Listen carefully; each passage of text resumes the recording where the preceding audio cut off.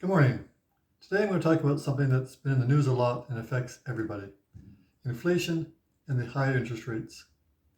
Now before I dive right in, there's two terminologies we need to know about mortgages.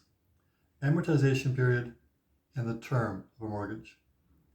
Amortization refers to the total length of time it takes to pay off your mortgage, typically 25 years. The term of a mortgage refers to how long you are locked in to the same monthly payments, the same interest rates. And typically most terms are somewhere between 6 months and 5 years. If you had a 5-year term, at the end of that term, if you would be renewing your mortgage, you would have 20 years left on your amortization period. If you renew it for another 5 years, at the end of that second 5 years, you would have 15 years left on your amortization period.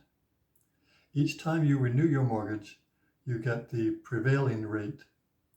And unfortunately, for people who are about to renew their mortgage this year, that rate will be much higher than it was when you first took out the mortgage. So what are your options?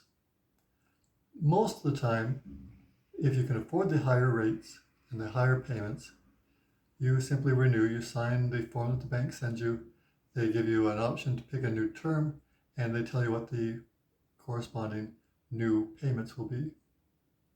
If you're struggling right now and you can't imagine how you can survive with larger payments, I've got two possible options for you. One would be to reset your amortization period. If you're halfway through your mortgage, you might have 10 or 15 years left, and your payments are based upon the remaining 10 or 15 years that you have left on your mortgage. Ask your bank if you can reset your mortgage payments. So instead of having your payments based upon the remaining 10 or 15 years, have them reset it to 25 years. Yes, you'll be paying for a longer time, but your payments will be much lower than if you had stuck to the original amortization period of 25 years. That's an option. And hopefully, in 2 years, when it comes time to renew your mortgage, interest rates will have come down. Perhaps you could shorten your amortization period back to the original length. Second option is what's called an equity takeout. If you borrowed $100,000 5, 10, 15 years ago, you might only owe $60,000 or $65,000 left now.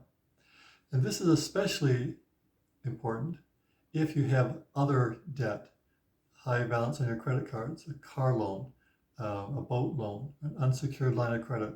Those typically have much higher interest rates than your mortgage.